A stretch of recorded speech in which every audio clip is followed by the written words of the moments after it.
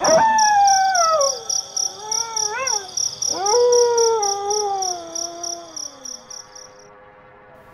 sebuah kota kecil yang dingin dan penuh kesibukan, seorang anak perempuan bernama Rini hidup sendirian.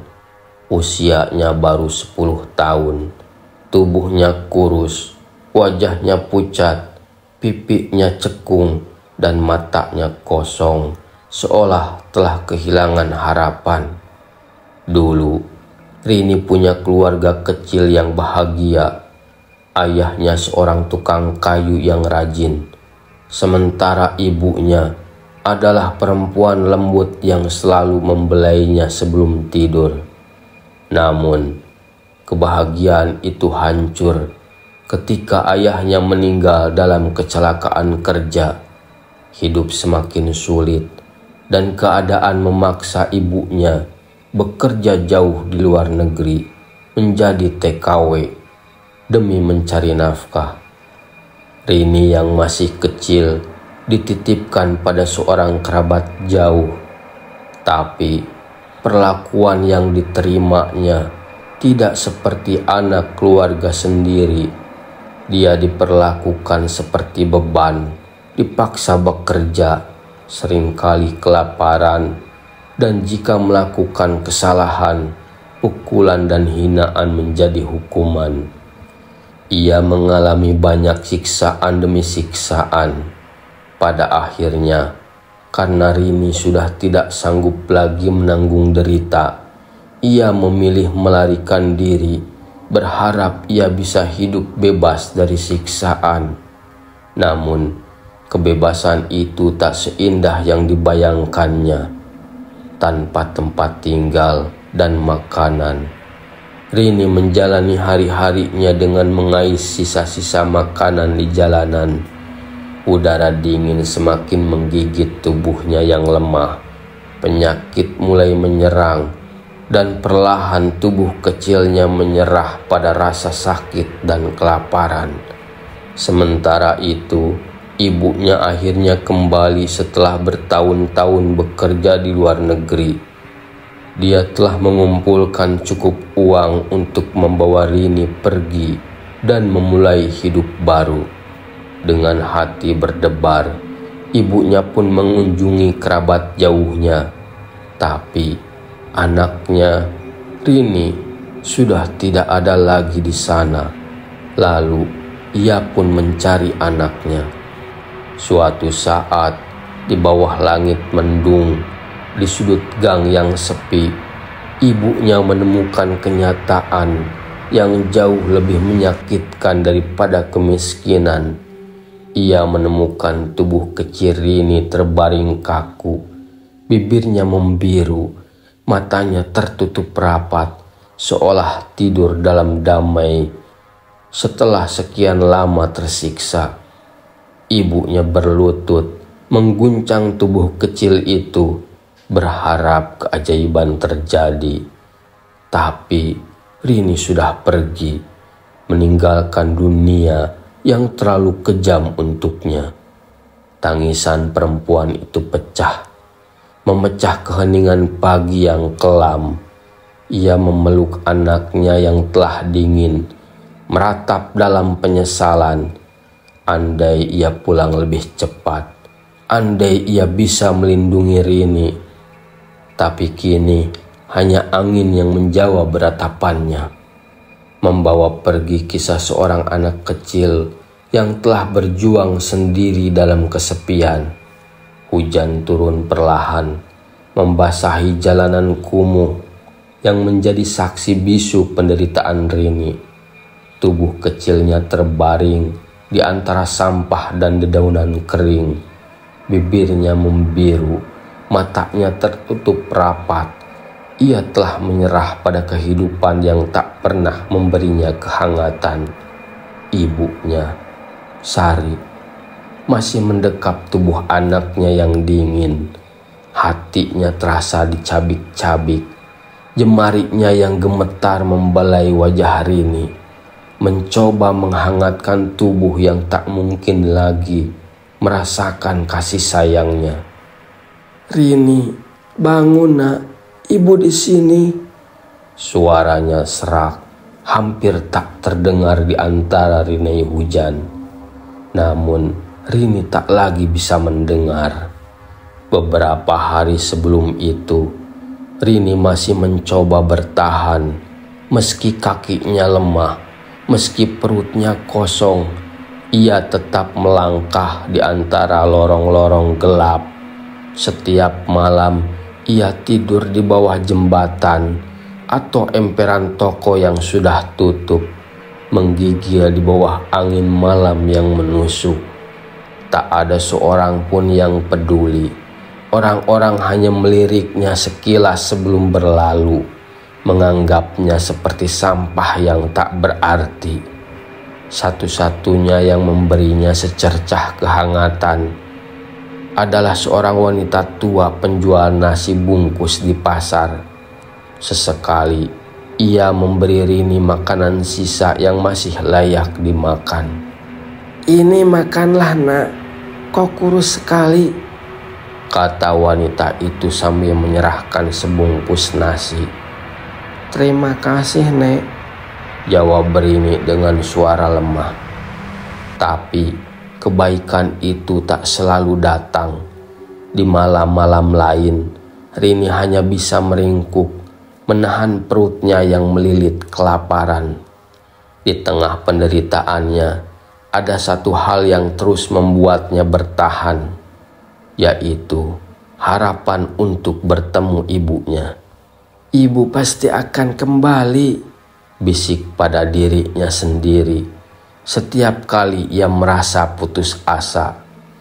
Namun tubuhnya semakin lemah, batuk yang ia derita semakin parah, dadanya terasa sesak, dan kakinya mulai sulit digerakkan. Hujan yang turun tanpa ampun membuatnya semakin sakit, hingga akhirnya di suatu malam yang begitu dingin, tubuh Rini menyerah. Ia berbaring di sudut gang, tubuhnya menggigil hebat, pandangannya mulai kabur, dan pikirannya melayang-layang. Dalam kesadaran yang memudar, ia melihat sosok ibunya datang. Ibu, ibu, panggilnya pelan. Ibunya tersenyum padanya. Wajahnya begitu hangat, seperti yang selalu ia ingat. Iya nak, ibu di sini, jawab ibunya. Rini tersenyum. Dalam bayangannya, ibunya mengelurkan tangan dan membawanya dalam pelukan. Dan disitulah, dalam kehangatan yang ia rindukan, Rini menghembuskan nafas terakhirnya. Kini, Sari masih mendekap anaknya yang telah pergi. Air matanya jatuh tanpa henti, membasahi wajah kecil yang dulu selalu tersenyum padanya. Ia ingin menjerit, ingin menyalahkan dunia yang telah begitu kejam pada anaknya. Tapi yang tersisa hanyalah kehampaan. Meski ia tahu semuanya sudah terlambat. Tak ada yang bisa mengembalikan waktu. Tak ada yang bisa menghapus penderitaan yang telah anaknya alami. Yang tersisa hanyalah penyesalan yang akan menghantuinya seumur hidup. Dan angin malam terus berhembus, membawa kisah seorang anak kecil yang pergi dalam sepi, tanpa pernah benar-benar merasakan hangatnya rumah. Rini membuka matanya. Ia merasa ringan, seolah semua rasa sakit yang selama ini mencengkram tubuhnya telah lenyap.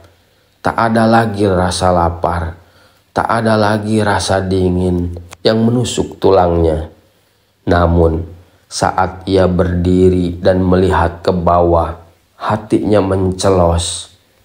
Di sana, tepat di hadapannya, tubuh kecilnya masih terbaring kaku dalam pelukan ibunya.